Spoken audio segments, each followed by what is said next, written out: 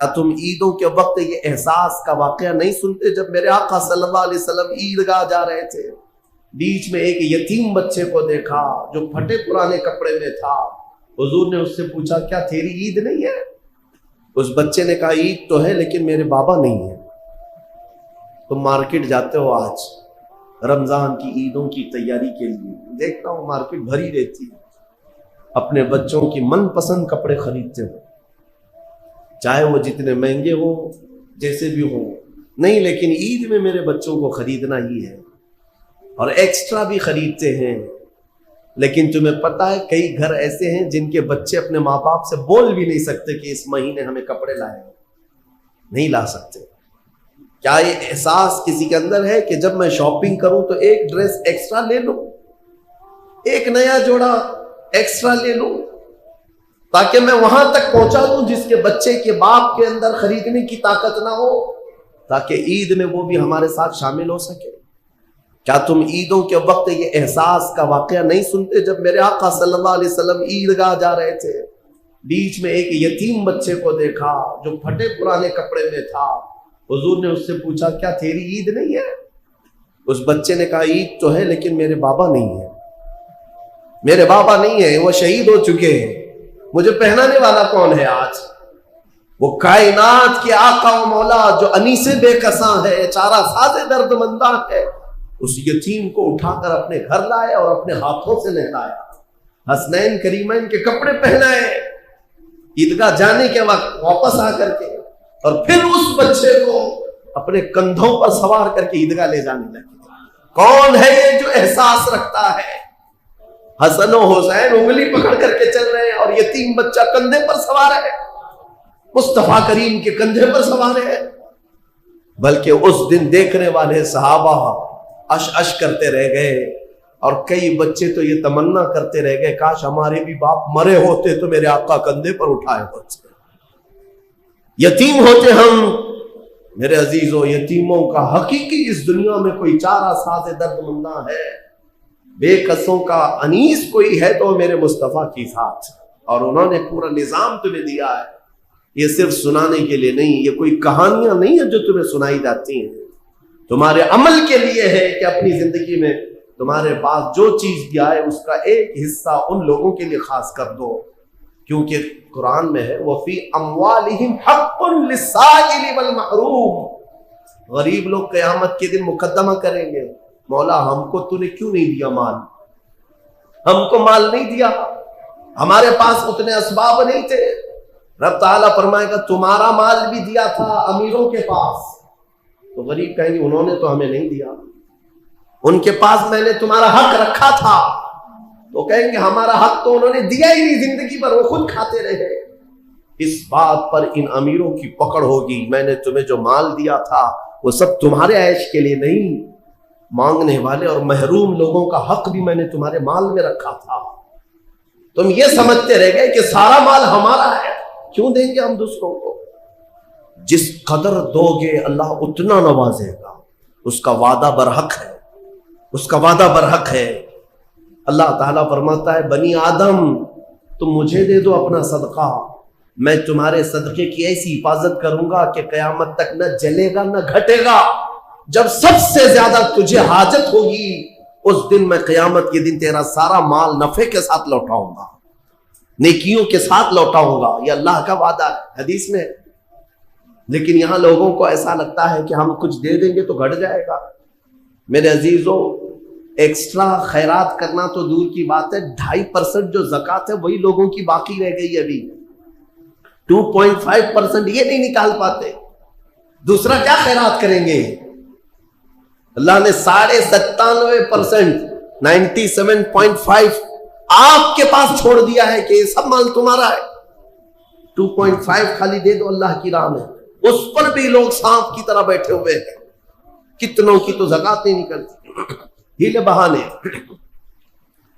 بہانے کہ ہمارے مال میں کیا اس پر بھی زکوٰۃ ہوگی، اس پر بھی زکوٰۃ ہوگی۔ 2.5% کے لیے کتنے بہانے آتے ہیں، لوگ اس قدر پوچھتے رہتے ہیں۔ تم جب رات کے وقت عیاشی کرنے کے لیے جاتے ہو تو کسی سے سوال نہیں کرتے کہ یہ مال اتنا دوں یا نہیں دوں، اتنے کی ہوٹل بازی کروں یا نہیں کروں کسی سے نہیں پوچھتے. اپنے من پسند چیزیں خریدنے کے لیے مارکیٹ میں جائیں تو کسی سے نہیں پوچھتے. لیکن اس کے لیے کئی مسائل پوچھے جاتے ہیں. کیا اس پہ بھی زکات ہے؟ اس پہ بھی ہے. سونا ہے، چاندی ہے، مال تجارت ہے، دکانوں میں جو تمہارے مال رکھا ہوا ہے اس پر زکات ہے، ہر سال زکات ہے. تم نے اپنی دکان میں 10 لاکھ کا مال رکھا ہے تو اس پر زکات ہے. 1 لاکھ کا مال رکھا ہے اس پہ زکات ہے. اور تمہارے گھر میں سونا اور چاندی جو جمع ہے اس پر زکات ہے. مسلسل میرے پاس سوال آتے ہیں کہ سونا بھی ہے ہمارے پاس، چاندی بھی ہے، لیکن پیسہ نہیں ہے، زکات کیسے دیں گے؟ میاں کیوں رکھو پھر سونا چاندی؟ اس کو کاٹ کے دو زکات. اگر پہننے کا اتنا شوق ہے تو پھر زکات بھی دو، ورنہ یہ مال قیامت کے دن تمہارے گلے کا سانپ بنا جائے گا. اور قبر میں ایک سانپ اس پر مسلط کیا جاتا ہے جو زکات دبا کر کے رکھتا تھا، وہ اس کی ناک کی ہڈی کو قیامت تک چوستا رہے گا وہ سانپ، اور وہ ہٹانے کی کوشش کرے گا میت کہ ہٹ جا. تو سانپ اس سے کہے گا کہ کیوں تو مجھے ہٹاتا ہے؟ میں تیرا وہی پسندیدہ مال ہوں جس کو تو دبا کے رکھتا تھا. یہ مال اژدہا اور سانپ کی شکل میں قبروں میں قیامت تک ہوگا. اپنے احساس کو زندہ کریں. میں ایک بات بتاتا ہوں، اسلام کا نظام. میرے آقا صلی اللہ تعالی علیہ وسلم مسجد نبوی سے باہر نکلے. حضرت ابو ہریرہ کہتے ہیں میں اس دن بہت بھوکا تھا، سوچا کہ حضور سے شکایت کر دوں. جب میں باہر نکلا حضور نظر آ گئے. میں نے کہا یا رسول اللہ پیٹ. انہوں نے دکھایا پیٹ. حضور پاک صلی اللہ تعالی علیہ وسلم نے اپنا جبہ اٹھایا تو 2 پتھر بندھے ہوئے تھے. کہا ابو ہریرہ میرے گھر میں بھی 3 دن سے کھانا نہیں بنا ہے، لیکن چلو میں تمہیں ساتھ لے کر چلتا ہوں، کچھ کھلا دے. ساتھ ابو ہریرہ چلتے رہے. سیدھے حضور پاک صلی اللہ علیہ وسلم حضرت ابو ایوب انصاری کے مکان پر گئے. یہ صحابی حضور کے میزبان جو پہلے مدینے میں میزبان تھے، ان کے گھر گئے. حضرت ابو ایوب کو پکارا کہاں ہے؟ ساتھ میں حضرت ابو بکر اور حضرت عمر بھی آ گئے تھے راستے میں. وہ آئے. حضور نے فرمایا گھر میں کھانے کو کچھ ہے؟ اس صحابی نے کہا یا رسول اللہ بکری کا ایک چھوٹا بچہ ہے، ذبح کر دوں اگر آپ کو حکم ہے؟ آپ نے فرمایا ذبح کرو. ذبح کر کے سالن بنایا گیا. سالن بنایا. یہ 4 مہمان ہیں. حضور پاک صلی اللہ علیہ وسلم، حضرت ابو ہریرہ، حضرت ابو بکر، حضرت عمر دسترخوان پر بیٹھے ہیں. حضرت ابو ہریرہ کہتے ہیں لذیذ سالن بنا تھا. کئی دنوں کے بعد تو گوشت کے سالن کی خوشبو آئی. جب دسترخوان پر آیا میرے آقا صلی اللہ تعالی علیہ وسلم نے ابو ایوب سے کہا ایک اور کٹوری ہو تو لاؤ. سالن کو آدھا کرو. سالن کو نکالنے کے بعد میرے آقا فرماتے ہیں جاؤ میری بیٹی فاطمہ کے گھر دے آؤ، پچھلے 9 دن سے اس نے کچھ نہیں کھایا، 8 دن سے فاقہ چلتا ہے. بہرحال وہ اہل بیت کا گھرانہ ہے، رسول اللہ کے عطرت ہے. لیکن بتانا یہ ہے کہ میرے آقا اس دسترخوان پر بیٹھ کر کے بھی احساس رکھتے ہیں کہ کس کے گھر میں کھانا نہیں ہے. ہمارے گھروں کے اندر آج جس طرح سے مرغن غذائیں کھائی جا رہی ہیں، کیا کبھی احساس کیا کہ کوئی اور بھوکا ہوگا؟ اس ماہ پاک میں اپنے ہاتھوں کو کشادہ کر دو. اے مومنو، اللہ دینے والا ہے، جتنا تم دو گے اس سے کئی گنا زیادہ اس کا وعدہ ہے، وہ تمہیں نوازے گا، 70 گنا زیادہ نوازے گا. عبداللہ ابن مبارک فرماتے ہیں میں حج پہ چلا. حج کسے کہتے ہیں؟ پیسے جمع کر کے حج کے لیے جاتے ہیں لوگ. اس زمانے میں بھی حضرت عبداللہ ابن مبارک کہتے ہیں میں پیسے بہت دنوں سے جمع کیا تھا، حج پہ جانا تھا، اور جب قافلہ نکلا تو مال لے کر کے میں بھی حج پہ نکل پڑا. قافلے اس وقت اونٹوں کے قافلے، گھوڑوں کے قافلے ہوتے. کہتے ہیں قافلہ ایک منزل پر پڑاؤ کیا رات کو، میں وہاں پر رکا رہ گیا، اور صبح میں اٹھ کر کے وضو کی غرض سے تلاشتے ہوئے میدان کی طرف آیا تو کچرے کا ایک ڈھیر پڑا ہوا تھا جس میں لوگ کوڑا کرکٹ پھینکتے. حضرت عبداللہ ابن مبارک کہتے ہیں اس کچرے کے ڈھیر کے پاس میں نے ایک 8 سال کی بچی کو دیکھا جو کچرا ادھر ادھر کر رہی ہے، ادھر ادھر کر رہی ہے۔ تھوڑی دیر کے بعد عبداللہ ابن مبارک کہتے ہیں اس بچی کے ہاتھ میں ایک مری ہوئی چڑیا آئی، چڑیا مر کر کے پڑی ہوئی تھی، اس چھوٹی سی بچی نے اٹھایا، اس کے پر کھینچے اور چبا کر کھانے لگی، اور دوڑ کر کے اپنے گھر کی طرف جا رہی تھی جو جھوپڑی میں تھی۔ عبداللہ ابن مبارک کہتے ہیں میں اس کے پیچھے پیچھے ہو لیا، وہ لڑکی گئی تو اپنے گھر میں اس کا چھوٹا بھائی بھی اس کو کھلا رہی کہ مری ہوئی چڑیا۔ آپ نے اس بچی کو پکڑ لیا اور کہا بیٹا یہ مری ہوئی چڑیا ہے، اسے تو کھا رہی ہے؟ وہ بچی رونے لگی، بابا کیا اسلام 4 دن کی بھوک کے بعد بھی مری ہوئی چڑیا کھانے کی اجازت نہیں دیتا؟ ہمارے گھر میں اس کے علاوہ ہے کیا جو ہم کھا کر کے اپنے حلق کو ترک کریں؟ 4 دن کے فاقے کے بعد بھی ہم مری ہوئی چڑیا نہیں کھا سکتے؟ عبداللہ ابن مبارک کی آنکھیں بھیگ گئیں۔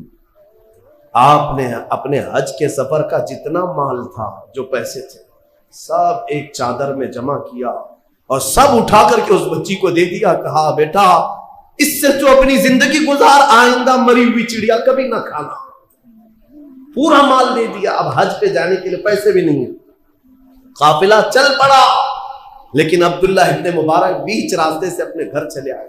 لوگ کہتے رہے، لوگ کیا بولیں گے، حج پہ گئے، نکلے بڑی شان سے اور بیچ راستے سے تم لوٹے جا رہے ہو، حج پہ نہیں جاؤ گے؟ عبداللہ ابن مبارک نے کہا میرا حج ہو گیا، میرا حج ہو گیا، میرے مصطفیٰ کی امت کے ایک غریب کے حلق کو تر کرنا یہ میرا حج ہے۔ چلے آئے واپس۔ حج کا موسم نکل گیا۔ جو خراسان سے، جو ان کے علاقے سے حاجی گئے تھے حج کے لیے، وہ حج کر کے جب واپس لوٹے تو لوگ پوچھ رہے تھے حاجی صاحب کیسا رہا حج؟ تو ہر کوئی کہہ رہا تھا ہمارے حج کا کیا کہنا، ہم عرفات میں عبداللہ ابن مبارک کے ساتھ دعا کر رہے تھے، مینا میں عبداللہ ابن مبارک کے ساتھ کنکریاں ماری ہیں، ہم طواف کعبہ میں عبداللہ ابن مبارک کے ساتھ تھے۔ ہر حاجی کہہ رہا ہے ہم عبداللہ ابن مبارک کے ساتھ تھے، جبکہ گاؤں والے دیکھ رہے ہیں کہ عبداللہ ابن مبارک تو یہی موجود تھے۔ لوگ جا کر کے پوچھتے ہیں یہ کیا ماجرا ہے؟ ہر کوئی کہہ رہا ہے کہ آپ کے ساتھ حج کیے، ہم تو آپ کو یہاں دیکھ رہے ہیں۔ ان کی آنکھیں بھیگ گئی اور کہا مولا میرا قادر مطلق ہے، جب اس کی رضا کے لیے ایک غریب کی مدد کی گئی تو اللہ نے عبداللہ ابن مبارک کی شکل کا ایک فرشتہ بھیجا جو ان کی طرف سے پورے حج کے ارکان ادا کرتا رہا۔ جوانی کو دیکھا، کبھی چلتے ہوئے اپنے آپ کو دیکھا، کبھی بیٹھتے ہوئے اپنے آپ کو دیکھا، کبھی لوگوں سے ملتے ہوئے دیکھا، بات چیت کرنے میں ہمارے سخت روڈ لہجے کو دیکھا، یا کسی نے ہم کو کچھ دکھایا وہ دیکھا۔ آپ اپنے ذہن کو خالی چھوڑ دیے ہو، اور یہ مراقبے کی جو عادت ہے، خاموش صرف آتے جاتے خیالات پر توجہ رکھنے کی، بزرگوں نے فرمایا یہاں سے ہی ولایت کی پہلی سیڑھی شروع ہوتی ہے۔ ولایت میں اولیاء کاملین کی سب سے پہلی تربیت ہوا کرتی تھی مراقبہ۔ مراقبے کے لیے رزق حلال کھایا ہوا ہو آدمی، اور پھر اس کا طریقہ یہی بتایا گیا ہے کہ کسی پرسکون جگہ پر، خاص طور پر کوشش یہ ہو کہ فجر کے بعد ہو یا پھر عشاء کے بعد ہو، جب دنیا آواز اور شور شرابے سے کم ہوتی ہے، اس وقت اس انسان کو مراقبہ کرنا چاہیے۔ مراقبہ اور محاسبہ دو چیزیں۔ محاسبہ کیا ہے؟ اپنا حساب کرنا، پیچھے جائیں گے تو بہت ساری چیزوں کا حساب باقی ہے آپ کا۔ آپ صرف اپنے دماغ میں سوچ لیں، دن بھر جو دکان کا کام کرتے ہیں ان کو اگر دماغ سے ہی سوچنا ہے کہ کتنا آج میرے گلے میں آیا اور کتنا جمع ہوا، کتنا کہاں دینا ہے، اسی میں اس کا آدھا گھنٹہ چلا جائے۔ لیکن محاسبہ وہی اگر اپنے آخرت اور اپنے گناہوں کے متعلق کر لے آدمی تو اس کے ایمان میں اضافہ ہو جاتا ہے۔ باقی دنیا کا حساب کتاب کرتے کرتے آدمی بوڑھا ہو جاتا ہے، کوئی تبدیلی نہیں آتی۔ لیکن جو اپنے اعمال کا محاسبہ کرتا ہے، اللہ تبارک و تعالیٰ اس کے دل کو بدل دیتا ہے، وہ اپنے محاسبے میں آئی ہوئی چیز دوبارہ غلطی نہیں کرتا۔ آج ہم کوشش یہ کریں گے کہ میں آپ کو مراقبے اور محاسبے کی محفل میں لے جاتا ہوں، تاکہ آپ یہاں سے شروع کریں اپنے خیالات پر کنٹرول، اپنے اعمال کے متعلق آپ کو کسی لمبی چوڑی دعا کے بغیر خود محسوس کریں گے کہ تمہاری آنکھیں بہنے لگ جائیں گی۔ وجہ یہ ہے کہ تصور آپ کا آج بھی زندہ ہے، اگر زندہ نہ ہوتا تو آپ مرکز کی اس ذکر میں نہیں آتے۔ دل تمہارا زندہ ہے جو تمہیں لے آیا ہے، اور جیسے ہی تم مراقبے میں جاؤ گے، یہ یہیں پر نہیں، آپ روزانہ اس کو صرف اور صرف 5 سے 10 منٹ کرنے کی عادت ڈالو، پھر دیکھنا آپ کی زندگی میں کیسا انقلاب آتا ہے، بہت بڑی تبدیلی آتی ہے۔ پھر یہ دل کے اوپر جمع ہوا میل چھٹنے لگتا ہے، تمہیں دنیا کی ہنسی مذاق اور واہیات اور خرافات میں دل نہیں لگتا۔ سرکار مفتی اعظم ہند رحمۃ اللہ تعالی علیہ اعلی حضرت کے شہزادے، آپ کا آخری وقت تھا، لیکن آپ کے ہاں جب کبھی کوئی جاتا کمرے میں، زبان بند ہوتی لیکن پورے کمرے میں اللہ اللہ اللہ کی آواز آ رہی ہوتی تھی۔ یہ کہاں سے؟ کیونکہ لوگ قریب سے سنتے تھے کہ دھڑکنیں اس طرح سے ہوتی تھی کہ دھڑکنوں سے ایسا لگتا تھا کہ اللہ اللہ کوئی کہہ رہا ہے۔ یہ وہ لوگ ہیں جنہوں نے دل کو پابند بنا دیا مراقبے اور محاسبے سے، اور آپ کے لیے ناممکن چیز نہیں، اللہ نے تمہاری باڈی ایسی فلیکسیبل دیا ہے، تم جیسی چاہے اس کو عادت ڈالو۔ یہ مڑتی ہے، شیپ لیتی ہے کہ نہیں لیتی؟ 6 مہینے 8 مہینے جیم میں جانے کے بعد پھر بندے کی باڈی بدلتی کہ نہیں بدلتی؟ سونے کا تم نظام جس طرح سے بناؤ گے ویسا بنتا ہے، کھانے کا نظام جس ٹائم پہ تم چاہو گے، تمہارے حاجتیں باتھ روم جانے کی بھی جو ٹائم ہے اسی وقت باڈی تمہاری عادت پکڑ لیتی ہے۔ سونے کا ٹائم، اٹھنے کا ٹائم تم اپنی باڈی کو دیے ہو، یہ باڈی تمہاری ہر چیز ایڈاپٹ کرے گی۔ اسی طرح سے اپنے اس جسم کو جب آپ مراقبے کی عادت ڈال دیں گے تو یاد رکھنا، جو لوگ یہ ہم سے شکایت کرتے ہیں گناہوں سے بچنے کی بہت کوشش کرتا ہوں، ہوتا نہیں ہے، اس کی وجہ یہ ہے کہ گناہ کرنے کے بعد سوچا کبھی تھا ہی نہیں تم نے کہ کیوں ہوا تم سے، اور یہ مراقبہ تمہیں اس عادت سے، ان حرکتوں سے دور کر دے گا۔ یہ مراقبے کی محفل تمہیں سوچنے پر مجبور کرے گی، اور جب بندہ واپس اس چیز کو سوچے گا تو اس کا ذہن نکار دے گا۔ اور ایک چیز آخری میں بتاتا ہوں، ہمارے دماغ کے 2 حصے ہیں، ایک دائیں اور ایک بائیں، جو رائٹ سائڈ کا ہے اور ایک لیفٹ سائڈ کا ہے۔ اور لیفٹ سائڈ کا جو دماغ ہے یہ کام کرتا ہے تو جو حقیقی چیزیں ہیں بس اس کا کام کرتا ہے، یعنی جس کی عزت کرنا ہے اس کی عزت کرے گا، جو اسے نہیں سمجھ میں آئے اس کو نہیں کرے گا۔ حقیقت پسندانہ کام لیفٹ سائڈ والا جو دماغ ہے وہ حقیقت پسندانہ کام ہی کرتا ہے، یعنی آگ گرم ہوتی ہے، گرم ہوتی ہے کہ تو یہ لیفٹ سائڈ کا دماغ اس کو مانتا ہے اور تمہیں وہاں جانے سے روکتا ہے، لیکن رائٹ سائڈ کا دماغ جذباتی ہے، یہ جذبات والے کام کرتا ہے۔ کبھی کبھار ایسا ہے کہ اس کے جذبات بہت اوور ہو گئے تو یہ کسی کو بھی کچھ بھی بنا دے گا، بہت اونچے پہ لے کے چلا جائے گا۔ اور یہ رائٹ سائڈ کا دماغ جب زیادہ کام کرے، اسے پتا ہے کہ آگ گرم ہوتی ہے، اس کے باوجود بھی جذبات میں وہ ہاتھ ڈال دے گا۔ یہ سارے جذبات کے جو کام ہیں وہ رائٹ سائڈ کا دماغ کام کراتا ہے۔ اب مسئلہ یہ ہے کہ بہت سارے لوگ جو ڈپریشن کے شکار ہوتے ہیں وہ کب ہوتے ہیں؟ رائٹ اور لیفٹ میں بیلنس نہیں ہو پاتا۔ رائٹ لیفٹ سائڈ کا دماغ وہ حقیقت پسندانہ کام اتنا ہی کرنا چاہتا ہے، اور رائٹ سائڈ کا وہ کچھ جذباتی کام کرنا چاہتا ہے۔ یہ دونوں کے ٹکراؤ میں وہ فیصلہ نہیں لے پاتا، کروں تو کیا کروں، کرنا چاہیے کہ نہیں کرنا چاہیے، پھر اسے کسی کے مشورے کی ضرورت آتی۔ ایک ہی دماغ ہے، ایک ہی سوچنے والا ہوتا تو پھر یہ کنفیوژن کیوں آیا ہے دماغ میں؟ کبھی سوچا آپ نے؟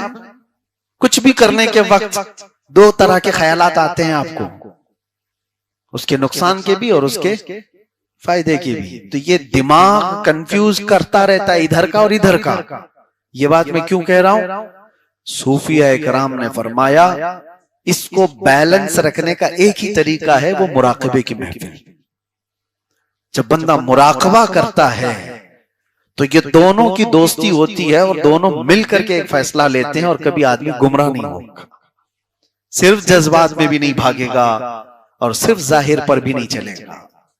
تو مراقبہ آدمی کے دماغی توازن کو بیلنس دیتا ہے، برابر رکھتا ہے۔ اس لیے صوفیہ اکرام اس محفل کے ذریعے سے لوگوں کی تربیت کیا کرتے تھے۔ بہرحال وقت زیادہ ہوا اور آج میں نے بہت شاید ایسی باتیں کر دی جو کچھ لوگوں کے باؤنس جا رہی ہوں، نہیں ابھی انشاءاللہ العزیز اندر اتریں گے۔ ہم ایسی کوئی بات نہیں کرتے، وہ دوسرے لوگ ہوں گے کہ جن کو ایسا لگتا ہے محفل میں سناٹا ہے، سبحان اللہ بھی نہیں بول رہے، نعرہ تکبیر بھی نہیں بول رہے۔ ہم کو پہلے سے بھی ایسی عادت نہیں، سمجھ میں آ رہا ہے تو سب سے اچھی بات، ورنہ کچھ لوگ تو محفل میں جس کو کچھ نہیں سمجھ میں آتا وہ زیادہ نعرے لگاتا ہے۔ بہت سارے جلسوں میں نے دیکھا ہے، ہاں وہ زبردستی کھڑے ہو کے نعرے لگا رہے ہوتے ہیں، ان کو پوچھو تو سمجھ میں نہیں آتا۔ میں اپنے 12 روزہ مجلس میں میلاد شریف کے گجرات میں ایک بار تقریر کیا، نوجوان ہے ابھی بھی وہ موجود رہتا ہے، تو میرے پاس آیا، میں کہا تقریر میں تھے تم؟ کہا ہاں، بہت اچھی تقریر کیا، بہت اچھی تقریر کیا۔ کہا کہ کیا تقریر کیا؟ کہا نہیں سمجھ میں تو نہیں آیا۔ تو کس چیز کی تعریف کر رہے تھے؟ اور پھر اس نے ایک بات کہی کہ ہاں میں نے تقریر کے بعد بہت لمبی دعا کی تھی، کیونکہ وہ آخری رات تھی، لمبی دعا کی تھی کہ اللہ تبارک و تعالیٰ بے اولادوں کو اولاد دے دے، بے جوڑ ان کو صالح رشتے عطا ہو، بے روزگاروں کو حلال روزیاں عطا ہو، قرض سے نجات مل جائے، جیل سے چھٹکارے مل جائیں، ساری چیزیں میں نے دعا کی۔ لیکن اس بندے کو پوری تقریر میں ایک بات سمجھ میں آئی، کہا کہ ایک بات تو مجھے سمجھ میں آئی کہ آپ قرضہ معاف ہونے کی دعا بہت اچھی کی ہے۔ بعد میں پتا چلا وہ گاڑی کے قرضے میں ڈوبا ہوا تھا۔ تو یہ محفلوں کی جو چیز ہے اپنے مطلب کے اعتبار سے بہت ساری چیزیں ہم سمجھتے ہیں، لیکن یہاں جو سناٹا ہے وہ اس چیز کا نہیں ہے کہ نہیں سمجھ میں آ رہا۔ سمجھ میں آ رہی ہے آپ سب کو؟ سمجھ میں آ رہی ہے الحمدللہ۔ تو بس دل کے اندر ایک رقت پیدا ہو، دل کے اندر ایک نرمی پیدا ہو، اور پھر بندے کو یہ احساس ہو کہ میں اپنے دل کو ادھر ادھر کھلونا بننے نہ دوں، یہ اللہ کا ہے اور اللہ کا ہی رہے گا۔ ہاں حضور پاک صلی اللہ تعالیٰ علیہ وسلم کے لیے ہم نے اپنا دل رکھا ہے۔ اعلیٰ حضرت فاضل بریلوی رضی اللہ تعالیٰ عنہ کیا فرماتے ہیں؟ دل ہے وہ دل جو تیری یاد سے معمور رہا، سر ہے وہ سر جو تیرے قدموں پہ قربان گیا۔ حقیقت میں دل وہی ہے۔ اور بلے شاہ میاں رحمت اللہ تعالیٰ علیہ بڑے صوفی بزرگ تھے، کہتے ہیں کہ جس دل میں اللہ کی محبت نہیں ہوتی اس دل کے اندر کتے بستے ہیں، اور حقیقت ہے کتے ہی رہتے ہیں ان دلوں میں، صرف دنیا صرف دنیا صرف دنیا۔ تو دنیا حضور فرماتے ہیں الدنیا جیفت و طالبها الکلاب، دنیا مردار ہے اور اس کا طلب کرنے والا کتا ہے۔ دنیا مردار ہے اس کا طلب کرنے والا کتا ہے، اس لیے کہ کتا ہی ایک ایسا جانور ہے جو مردہ پورا کھانا چاہتا ہے، وہ چیل کووں کو نہیں دینا چاہتا، وہ اپنی برادری کو بھی نہیں پسند کرتا، دوسرا کتا آئے تو اسے بھی بھونکتا ہے۔ تو دنیا کے طلبگار کی ایسی عادت ہوتی ہے، وہ اپنے سگے بھائی کو بھی حصے میں نہیں لینا چاہتا۔ جو اللہ کی راہ میں نکلے ہوئے ہیں ان کو بھی زکوٰۃ دے سکتے ہیں، جیسے ہم مدارس کو دیتے ہیں، مدرسوں میں جو طلبہ ہیں وہ اللہ کی راہ میں ہیں، اس لیے ان کے لیے زکوٰۃ ہے۔ وابن السبیل، اور مسافر کو، مسافر جو ہے راستے میں ہے، اگرچہ وہ اپنے گھر پر پیسے والا ہوگا، مالک نصاب ہوگا، لیکن سفر میں اس کے پاس پیسے نہیں ہیں تو اس کو بھی زکوٰۃ کے پیسے آپ دے سکتے ہیں۔ 5 تو میں نے بتایا، فقیر، مسکین، قرض والے کو، اور اللہ کی راہ میں جو ہے اس کو، اور مسافر کو، ان لوگوں کو زکوٰۃ آپ دے سکتے ہیں۔ سوال یہی تھا؟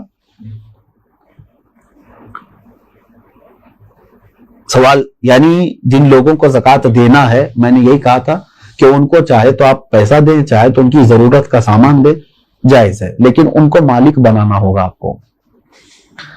کیا زکوٰۃ قرض لے کر ادا کر سکتے ہیں؟ جب آپ کے اوپر ہے ہی نہیں زکوٰۃ تو قرضہ کائے کے لیے لوگے؟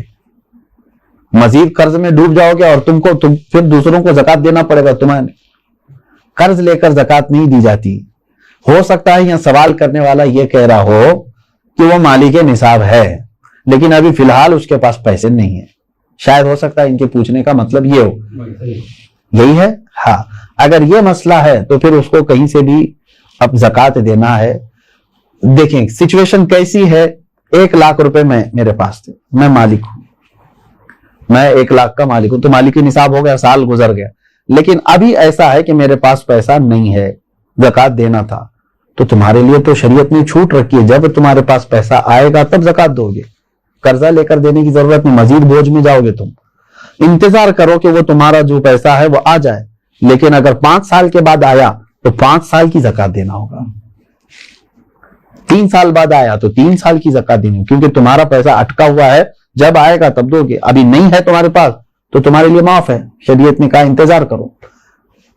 اور اگر قرضہ لے کر کے ادا کر دیا تو زکوٰۃ تو ہو گئی, لیکن وہ قرضہ تمہارے اوپر بوجھ چڑھ گیا. جب تمہاری اصل رقم آئے گی تو قرض ادا کرنا ہوگا. سوال یہ ہے کیا جائیداد پر بھی زکوٰۃ ہوتی ہے؟ بالکل, یعنی جائیداد کا مطلب اگر آپ یہ سمجھ رہے ہو کہ بہت سارے لوگ زمینیں جو ہے لے کر کے انویسٹ کرتے ہیں اور بعد میں بیچنا چاہتے ہیں, تو یہ مال تجارت ہوا, اس پر بھی زکوٰۃ ہے. تجارت کا جو مال ہے اس پر بھی زکوٰۃ ہے. لیکن جائیداد کا مطلب اگر آپ یہ سمجھ رہے ہیں کہ آپ جس گھر میں رہ رہے ہیں یا گھر بنانے کے لیے کوئی جگہ لیے ہیں, اس پر زکوٰۃ نہیں. ایسی جائیداد جو آپ ضرورت کے لیے لیے ہوں, وہ چاہے کروڑوں کی کیوں نہ ہو, اس پر زکوٰۃ نہیں. یہ حاجت اصلیہ میں سے, ضرورت میں سے ہے. ہاں اگر کوئی ایک تھوڑی سی ایک ٹکڑا زمین کا ہی آپ نے اس لیے لیا کہ آج اس کی قیمت 10 لاکھ ہے, میں رکھوں گا, چند دنوں کے بعد 20 لاکھ ہو جائے گی, میں بیچوں گا, تو آپ اس میں تجارت کر رہے ہیں نا, تو تجارت کی نیت ہوئی آپ کی, تو اس زمین پر بھی زکوٰۃ ہے. سوال یہ ہے اس کورونا کے ماحول میں مسلمانوں کے ساتھ ساتھ غیر مسلم بھی راشن کے محتاج ہے, تو کیا انہیں اس حالت میں زکوٰۃ کے پیسے دے سکتے ہیں؟ زکوٰۃ یہ شریعت کا حق ہے. زکوٰۃ یہ شریعت کا حق ہے, یعنی اللہ تبارک و تعالیٰ نے مسلمانوں پر فرض کیا ہے. زکوٰۃ صرف صاحب اسلام کو, مسلمان کو ہی دی جا سکتی ہے. ہاں مدد کی بات جہاں تک ہے, غیر مسلم ہیں ان کی بھی آپ مدد کر سکتے ہیں مخلوق خدا ہونے کی حیثیت سے. اگر ان میں سے کوئی محتاج ہے آپ مدد کریں, لیکن زکوٰۃ کے پیسوں سے نہیں, دوسری اماؤنٹ سے آپ ان کی مدد کر سکتے ہیں. میں مدد کی ممانعت کی بات نہیں کر رہا ہوں کہ مدد نہیں کر سکتے کسی, اسلام تو مدد کرنے کا حکم دیتا ہے, لیکن زکوٰۃ چونکہ پرٹیکولر ایک یہ ہمارے مذہبی حصہ ہے, تو یہ صرف اس وقت ہی ادا ہوگی جب آپ مسلمان کو دیں گے. سوال یہ ہے کھیتی باڑی کرنے والے اپنی زکوٰۃ کیسے نکال سکتے ہیں؟ جیسے سب لوگ نکالتے ہیں ویسی ہی آپ کے پاس پیسے ہیں, سونا ہے, چاندی ہے, کھیتی باڑی کرنے والے کے پاس, تو ان پر تو وہی زکوٰۃ ہوگی. لیکن سوال پوچھنے والا اگر یہ پوچھ رہا ہے کہ کھیتی باڑی کی جو فصل نکلی ہے اس میں کیا ہے, تو اس کا طریقہ الگ ہے, اس کو عشر کہتے ہیں. یعنی جو کھیتی میں جتنی بھی فصل آپ کی آئی اس کا 10واں حصہ اللہ کی راہ میں انہیں خیرات کرنا ہوگا. لیکن یہ بھی اس وقت جب کہ وہ اللہ تبارک و تعالیٰ کی نعمتوں سے ویسی ہی اس کی فصل اگائی بغیر کسی زیادہ محنت کے, یعنی اس نے بیج بویا اور فصل نکل آئی اور کٹائی کر لیا. لیکن ایک ہوتا ہے آپ کے کھیتی باڑی کرنے والے کے لیے بورنگ کیا ہے, پانی کی پائپ لائن چھوڑا ہے اور اس کے بعد کھاد ڈالا ہے, اس میں محنت کیا ہے, تو محنت کر کے جو فصل آئی تو اس میں 20واں حصہ دے گا, 10واں نہیں, یعنی 5%. اپنی پوری فصل کا 5% اللہ کی راہ میں وہ دے گا, اس کو کہتے ہیں, وہ عشر والے مسائل ہیں. اور جو بغیر کسی اس طرح کے بورویل وغیرہ کے قدرتی پانی سے سینچ کر کے فصل آئی ہے اس میں 10% دے گا. سوال یہ ہے سونے کی زکوٰۃ اس کی آج کی قیمت پر دینی ہوگی یا اس کی خریدی ہوئی قیمت پر؟ نہیں, آج کی جو قیمت ہوگی اسی پر زکوٰۃ ہوگی, اگر آپ پیسوں میں دے رہے ہیں تو. اور اگر سونے میں دے رہے ہوں تو آپ کے سونے کی جو قیمت سونار لگائے گا, ظاہر سی بات ہے سونے میں اگر آپ زکوٰۃ دے رہے ہیں تو وہی سونے کی جو قیمت سونار لگائے گا اسی اعتبار سے آپ کو زکوٰۃ دینی ہوگی. یہ نہیں کہ آپ 20 سال پہلے جو خریدے تھے اس وقت 10,000 روپے تولا تھا اور آج جو ہے میں اسی قیمت سے دوں گا, ایسا نہیں ہے. زکوٰۃ پر سب سے پہلا حق کس کا ہے؟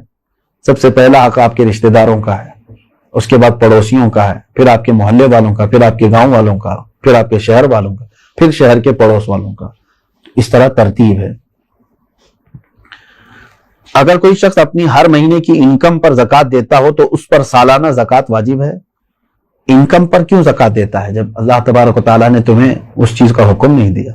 जो तुम जमा करके रख रहे हो, जो सेविंग है, अब मिसाल के तौर पर मैं आपको बताऊं, आपकी सैलरी 1 लाख है मंथली, आप जॉब करते हैं, 1 लाख रुपए महीना कमा रहे हैं, अब 98,000 आपके राशन पानी और घर के खर्चों में सब चली जाती है और बचते कितने? 2,000।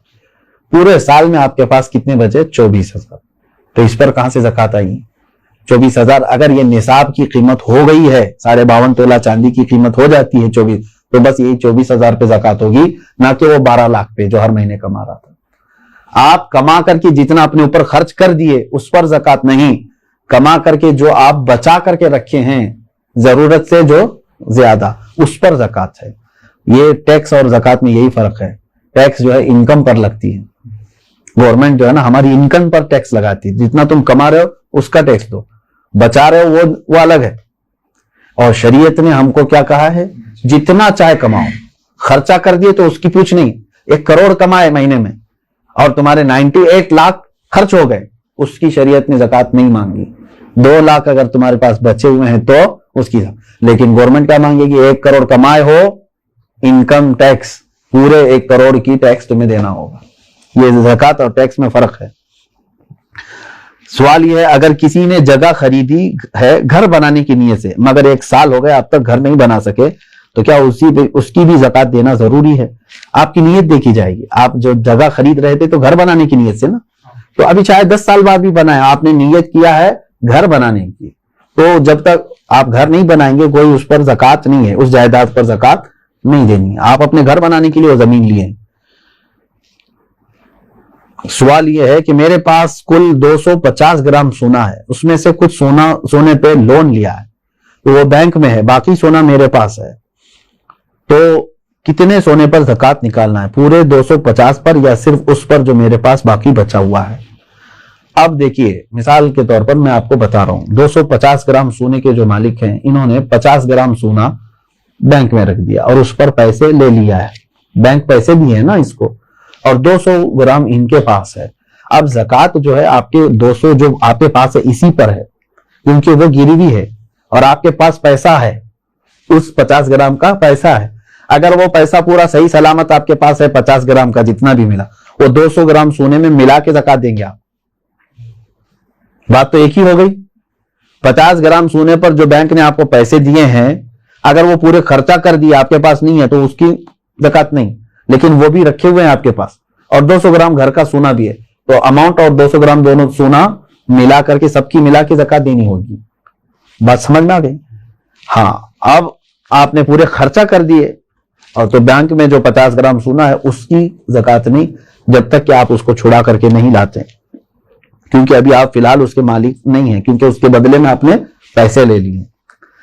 सवाल यह है, मेरे पास 2 लाख रुपए थे, वो मैंने कर्ज हसना दिया है, क्या मुझे 2 लाख रुपयों पर ज़कात देना है, जबकि वो मेरे पास अभी वापस नहीं आए? क्योंकि आपको देना है, आप मालिक हैं उसके, कर्जा किसी और को दिया है आपने, आप ज़कात आज दे दो, हो सकता है वो कर्जदार जल्दी वापस लौटा भी देगा इंशाअल्लाह, नहीं तो उसमें खराबी, उसकी नीयत खराब होने के भी अंदेशे हैं। अब यह है कि आपकी है कि नहीं वो रकम आपकी है ना, आज उसके पास है, अभी वो दे नहीं रहा है, चलो वही वाला मसला जो पहले मैंने कहा, 5 साल के बाद भी अगर उसने लौटाया तो पूरे 5 साल की ज़कात देनी है। अभी तो आपके लिए ठीक है, गुंजाइश, अगर आप अभी नहीं देना चाह रहे हैं उस अमाउंट की ज़कात, ठीक है, आपके पास नहीं है वो 2 लाख, लेकिन 5 साल के बाद जब वो 2 लाख वापस आपके पास आ गए तो पूरे 5 साल की काउंट करके आपको ज़कात देनी पड़ेगी, क्योंकि आप उस वक्त भी मालिक थे, आप भी मालिक हैं। इसलिए हर साल अगर उसकी निकालता ही रह जाए तो अच्छा है कि जिस दिन वो आएगी तो आप फ्री रहेंगे, पूरे 2 लाख रुपए आपके पास रहेंगे, वरना फिर जब आएगी 10 साल के बाद तो ज़कात उसमें पता नहीं कितनी बढ़ चुकी होगी। हाँ, यहाँ तक आज के ये मसाइल शरइया थे। और एक क्या आखिरी सवाल क्या था? परवरिश में लगा सकते, यही दिया है कि देखें जिन बच्चों की परवरिश में आप लगा रहे हैं क्या वो मुस्तहिक हैं कि नहीं, कहीं ऐसा तो नहीं कि वो मालिक निसाब हैं। यतीम भी बहुत सारे करोड़पति होते हैं, तो खाली यतीम होना जरूरी नहीं है, बल्कि वो मुस्तहिक है कि नहीं देखें। अगर वो मालिक निसाब नहीं है यतीम बच्चे, तो बिल्कुल उनकी परवरिश में लगाना अफजल काम है, उनका वह हक है।